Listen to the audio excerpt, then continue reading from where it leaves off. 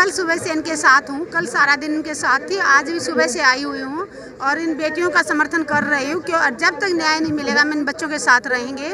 और मैं सरकार से अपील करती हूँ कि जितना जल्दी हो सके इसकी निष्पक्ष जांच होनी चाहिए और जो आरोपी है अगर उसके आरोप सिद्ध हो जाते हैं तो उसको कड़ी से कड़ी सजा दी जाए।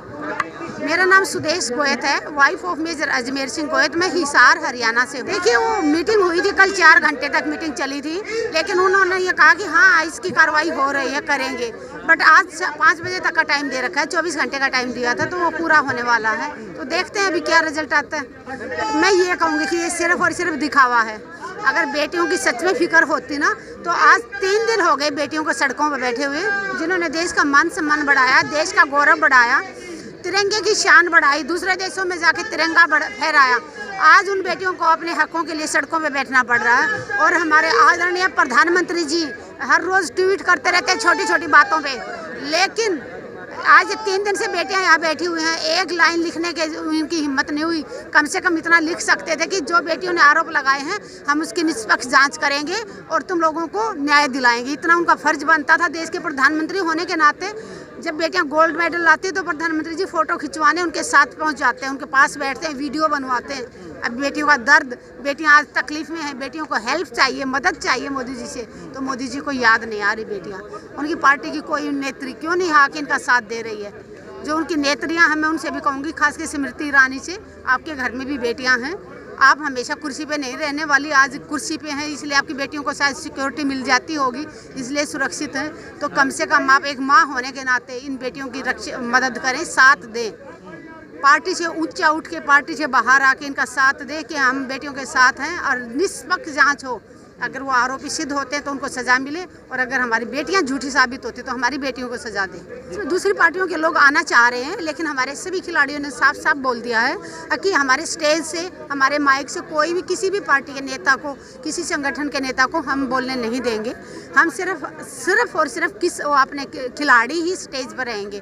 तो ये अपने राजनीति से दूर रखना चाहते हैं अपने आंदोलन को। तो दूसरे लोग तो आ रहे हैं समर्थन करने, तो काफ़ी आ रहे हैं। आज तो खापों के पंचायत के लोग काफ़ी आए हैं, हरियाणा से खाप पंचायतें आ रहे हैं समर्थन में, तो बहुत लोग आ रहे हैं, महिलाओं के कई संगठन आए हैं।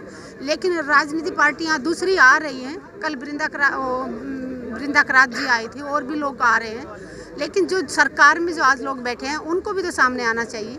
उनका फ़र्ज़ नहीं बनता कि देश की जो इंटरनेशनल खिलाड़ियाँ हैं वो आरोप लगा रहे हैं, तो वो आरोप ऐसे कोई झूठा, मैं एक महिला हूँ, मैं जानती हूँ कि झूठा आरोप ऐसे कोई नहीं लगा सकता, बहुत मुश्किल होता है। झूठ आप कैसे, किसी आदमी ने आपके साथ कोई कुछ गलत किया ही नहीं, छेड़खानी की नहीं, तो आप कैसे कह सकते कि इसने मेरे साथ किया। वो बेटी के जो आंसू थे वो झूठ नहीं थे, वो सच्चे थे और बेटी सच बोल रही है। नहीं तो वो आए ना तो ठीक है, साथ दें, लेकिन स्टेज तो शेयर नहीं करेंगे। किस खिलाड़ियों ने साफ साफ बता दिया, किसी भी पार्टी के नेता से हम शेयर नहीं करेंगे, ना अपना माइक देंगे, ना स्टेज पे बैठने देंगे। नीचे बैठो, साथ दो और चले जाओ। अगर सरकार को सुनना पड़ेगा।